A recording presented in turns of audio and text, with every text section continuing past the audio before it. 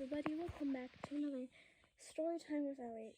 This is chapter 2 of Forever 7 because I am making the series, continuing the series, and you have to, if you want to, if I want to post that one video that I've already made about it, then I really need to explain the story behind it. So I'm doing chapter 2 today. Chapter 2. Once they got to the camp, it started raining. The ground was covered in wet dirt, and once they got there, Miss Julia told them all to get out and get in their cabin now. They all rushed to their cabin, especially Lydia, who pushed everyone out of her way to get there. She didn't want her outfit to get wet, especially her hair, which she had done all morning. She quickly hopped and got inside, and was about to shut the door when all the rest of the kids came bustling in. Jasmine was the last one to come in, since she didn't really mind the rain. Lydia rushed to their cabin's bathroom and started to wring out her hair, which only had a couple of splotches in it, but she still was freaking out. Jasmine didn't really care and just took off her boots by the door. She asked everybody which bed wasn't taken, and they showed her an extra bed that they had. Because in the beginning, when the camps first started,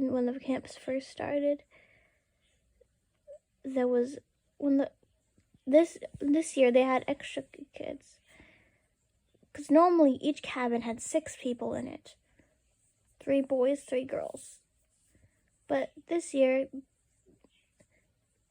Jasmine's father really wanted to get Jasmine's mind off her mother. So he decided to send her to camp and begged the people. So they let her stay in cabin 1.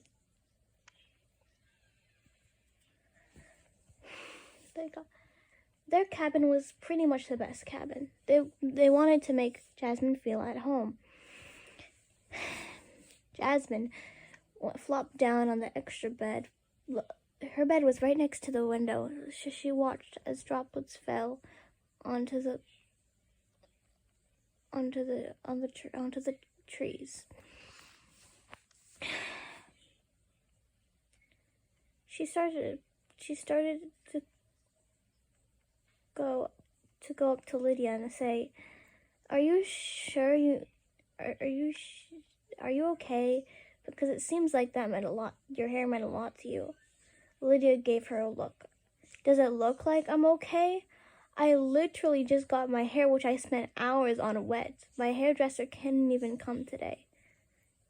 Jasmine could tell that Lydia was that Lydia was a bit spoiled. So Jasmine just walked away, kind of just ignoring the fact that Lydia cared so much about her hair. But she felt kind of bad, knowing that, being the nice person she is. Marcus was helping Mary stay warm, because his sister was shivering. Her jacket she had to take her jacket off because it was wet. It was a raincoat, of course. He patted her softly on the head and told her to get ready for bed. It was already really late, pretty late. It was 6 o'clock. The lights out from the cabins were at 8. It was pretty early. But if they really had to, they could stay up until 8:30.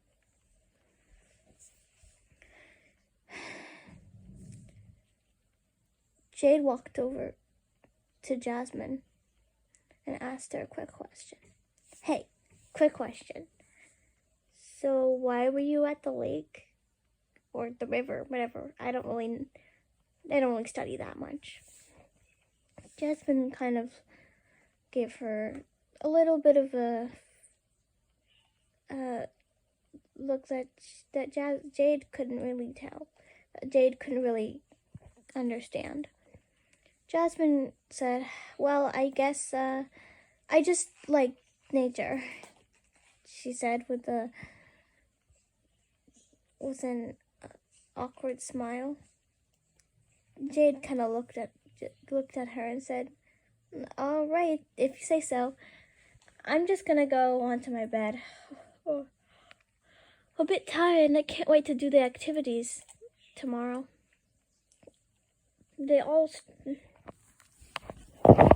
Everyone immediately kind of started to get ready for bed. Nobody was really awake, except for Lydia, who was still wringing out her hair.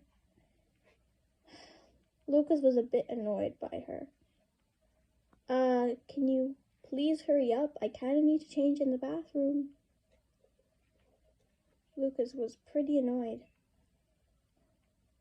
After 5 minutes, Lydia finally went out, fully changed into her pajamas, and hopped onto her bed. First, she dusted it, worrying if there would be any bugs, but she saw none, so she hopped in, but still worried. When Lucas got in, he was really annoyed, because apparently Lydia had sprayed perfume everywhere. He coughed a bit, kind of overreacting though. He's plugging his nose and all.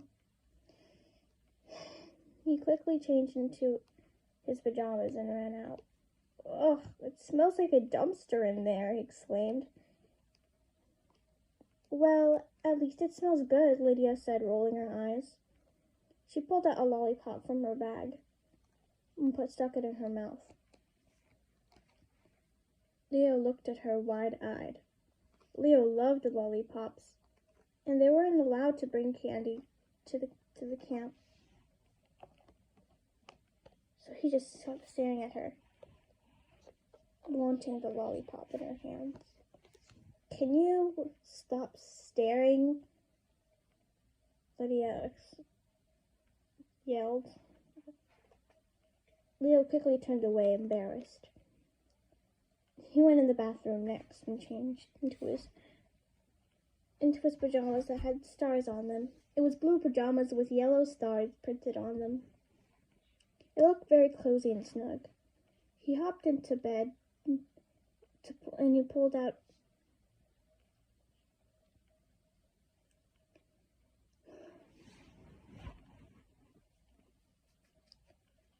an inhaler out of his bag. He had asthma. He still didn't understand why his parents sent him here. Because he knew that they knew that he didn't like socially really interacting with people, and he also didn't really like going outdoors like that. But his parents wanted him to come out of his shell, so he had to listen to them. Marcus told Mary that she had to go change into her pajamas because it was getting late, and her pajamas would be comfortable and would keep her warm. So Mary quietly shuffled to the bathroom to change. While Marcus got his toothbrush out, ready, waiting for Mary to finish. After Mary finished, Marcus went in and started to brush his teeth. He got ready, changed into just a t-shirt and some shorts, and walked out. And lastly, it was Jasmine, who had just been staring out the window the whole time. It took a while for her to come back to her senses. Jade apparently had already changed, and she hadn't even noticed. She thought Jade still was going. Jasmine walked into the bathroom and then realized that she forgot to bring her bag. So she She ran out and grabbed her bag. She was wearing clothes though, of course. So she closed the door and changed into her pajamas and sighed, just thinking that she would have to go on with tomorrow. She would wake up and do this for a whole month. Yes, the camp was for a month. She was not excited, but at the same time she was, to explore and see the nature. After changing, she flopped onto her bed to notice that mostly everyone was asleep. Except for Marcus and Lydia. Lydia was wide awake. Jasmine could tell she couldn't sleep because of probably thinking that bugs were going to get her. And Marcus was reading a story to Mary even though she was already asleep. Jasmine just decided that she'd just go to bed now and said goodnight to the people who were still awake. She hopped into bed and slept soundly, thinking of the nature that she would see the next day. Well, that's it for chapter 2.